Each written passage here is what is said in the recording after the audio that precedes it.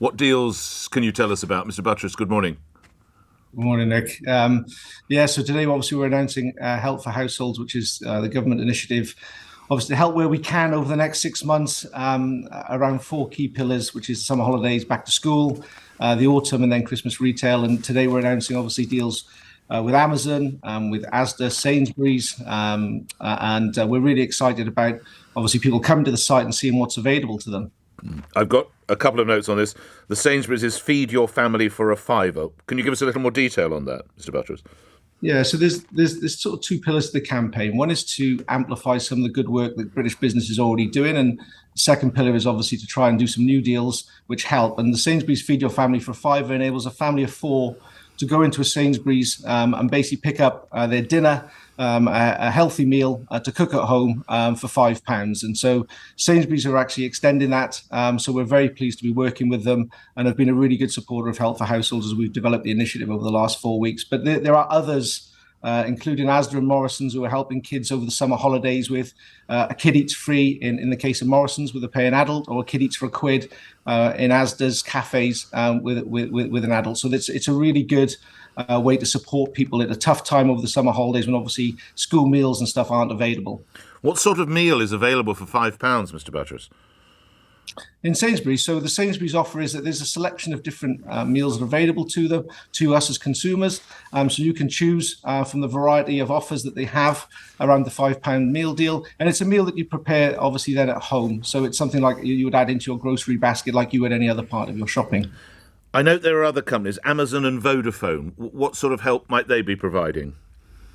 Yeah, well, if you the purpose of Help for Households is to look at all areas. So it isn't just grocery. It's all areas of our cost in our lives. So we're trying to be really broad and think about what are the big areas of expense. So Vodafone, for example, you think about it, your mobile bill is probably somewhere between £35 and £50 a month on average. Vodafone are launching the £10 what they call Voxy tariff, which enables you for 10 quid on the social tariff to get unlimited calls and unlimited SMSs for £10. So we're very pleased to partner and promote that on the site, because if you think about all the array of costs we experience in our daily lives, if myself and the team can here at Number 10 can do anything to mitigate some of those costs, then we're happy to bring in companies like Vodafone or in the grocery sector or indeed other sectors. So we'd welcome to come and talk to us over the coming months as we shape into the autumn.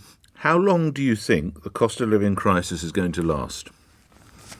Well, I think if we look at the next 12 months, Nick, without question, with inflation and the pressures that are existing, it's going to be, a challenging time. I think we're all pretty clear about that. There's global challenges, as you know, around food costs, supply chain, and fuel, and those things are going to be with us, certainly for the next 12 months. And I think as I think about this campaign and why I got involved, it's you can do two things when you're facing challenges like that. You can sort of let them happen, or you can rise to the challenge. And when I met with the Prime Minister, to come in and do this campaign, I saw a lot of energy and sort of real rigor to get something done and rise to that challenge. And so we're going to look with this campaign to, of course, we can't completely mitigate the challenge we're all going to face, but it's about helping where we can and working with British business to promote the best of what they're doing. It's interesting you would mention fuel, because that was going to be one of my questions. Do you think you would turn your attention to forecourt prices of unleaded and diesel?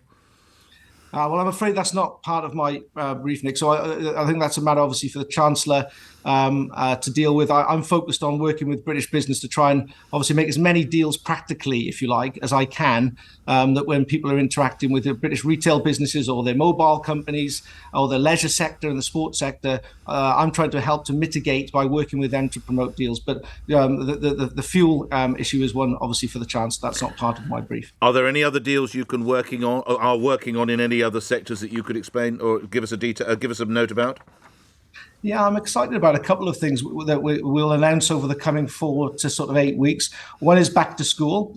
So we've been working really hard with a couple of major suppliers that have, obviously that's a big expense for lots of busy working families as the kids go back in September. So we're working with them to try and manage and mitigate the inflation pressure around the back to school costs. So we'll be announcing that in August at some point. So I'm pretty excited about that, because I think that's a real pressure for people. And then the second one, as we go into the autumn, we're working with lots of sort of people to help with things like half term that comes up in October. And then, of course, at Christmas, we all know Christmas is a great time. It's also an expensive time.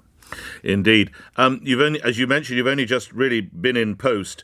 as you know, there is a change of government coming. Has it been indicated that you will continue in this role?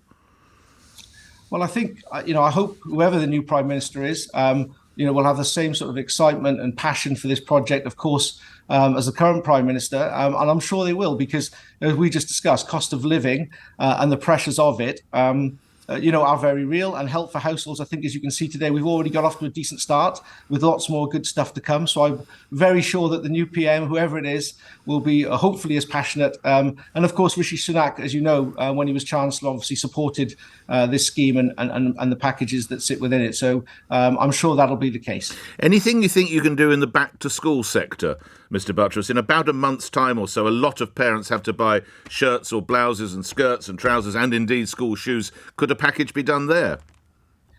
Yeah, I'm pleased to tell you, Nick, that we're working very hard on that, myself and the team, and we're very close to securing, I think, a meaningful deal with one or two of the UK's main leading suppliers of school uniform, and we will announce that probably around mid-August. But please do, I would encourage people to keep coming to Help for Households on the .gov website, because all the deals and all the promotions will be added there. But things like back to school, autumn and Christmas retail will be obviously announcing publicly as well. So please stay tuned for that stuff, because there's lots more good stuff to come. All right, good luck to you and your colleagues. Before I let you go, you mentioned you've had a number of meetings with the Prime Minister.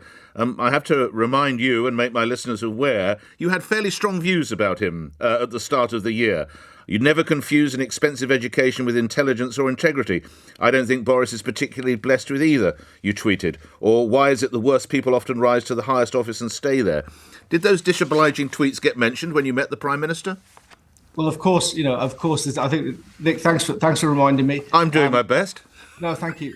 I think there's, where I come from, you speak as you find. And, when I met the PM, I met a person who was super passionate about helping people in the poorest communities around at this campaign, something I've obviously spoken about publicly, and something I deeply care about from where I'm from. And it was that passion and that energy that I was delighted to join and get stuck in on this campaign around. And that's what I found in the PM. So, like I say, you speak as you find. Lastly, what surprised you the most when you actually had FaceTime with him, David? I think probably two things. I think the first thing was what a really energetic, passionate leader he is, and how much he cares about the topics that we were talking about. That's the first thing that struck me.